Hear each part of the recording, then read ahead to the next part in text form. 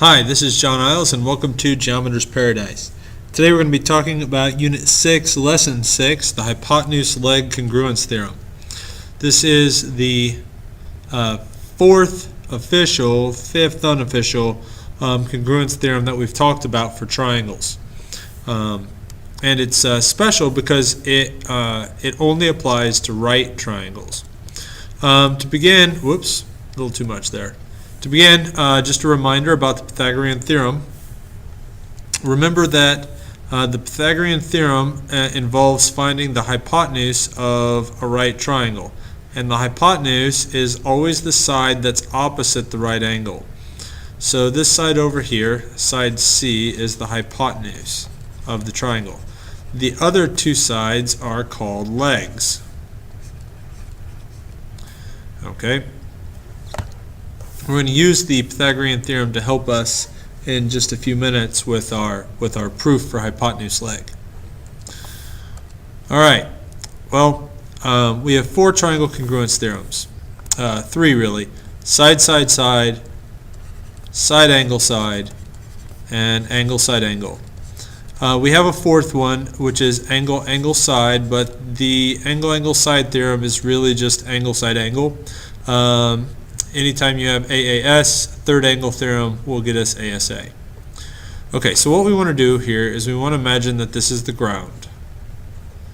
Okay, and we lift up a board 17 feet long, 30 degrees from the ground. And then we put a hinge on the top. And we have another board that's 11 feet long that's attached to that hinge.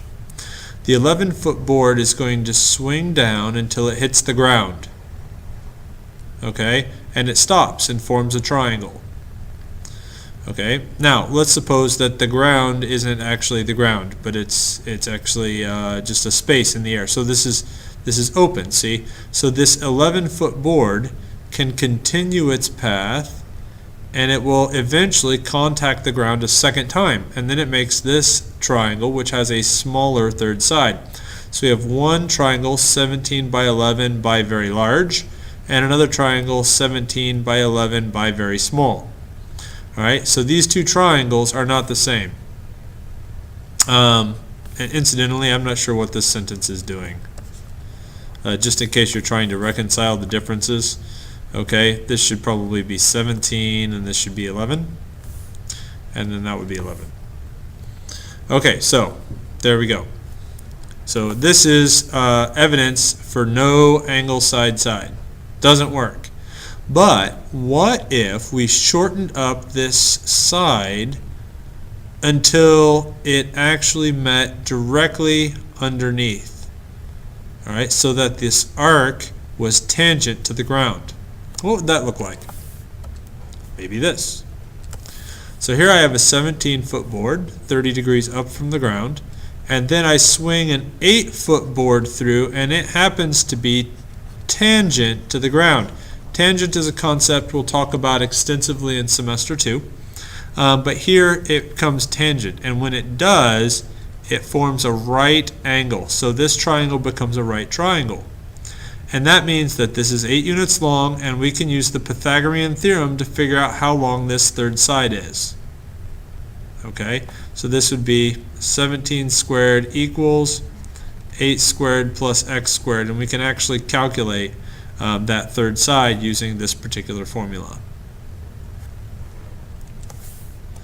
So let's take that to the next step. All right.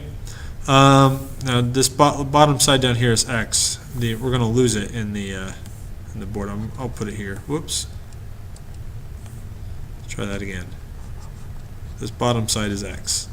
Okay. Now I have some givens to deal with. First, I know that c is equal to z and that a is equal to x. So that means that c is equal to z and a is equal to x. So this is an angle side side setup. Angle side side. Okay.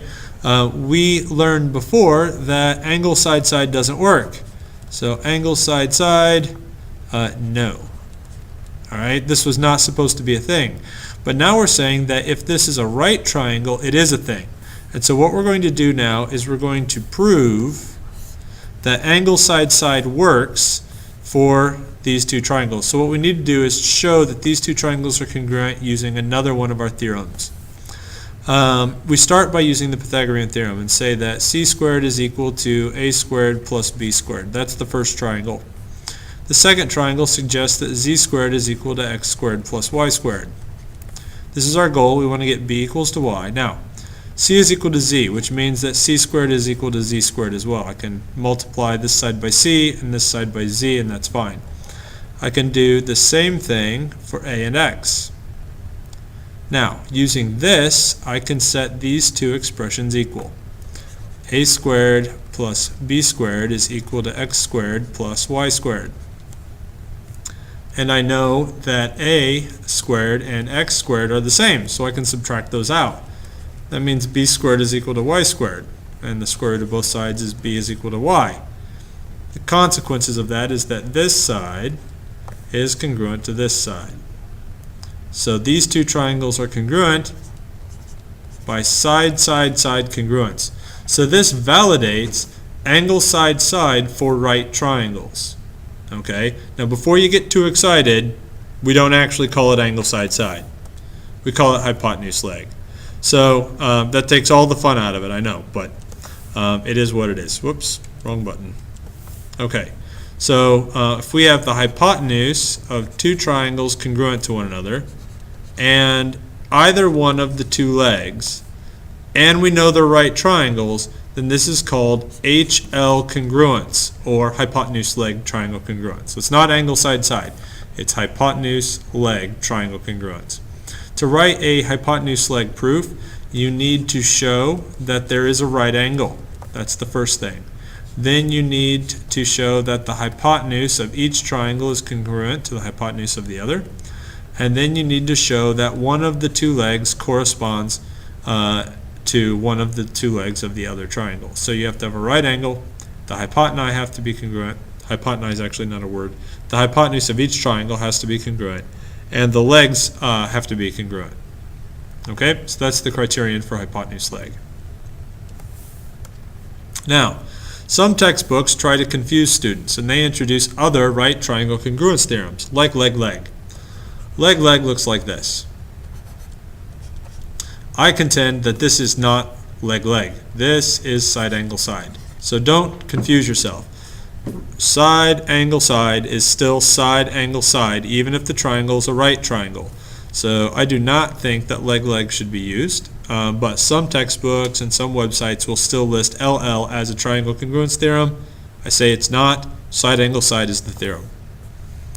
Likewise, there's a leg-angle theorem for some textbooks.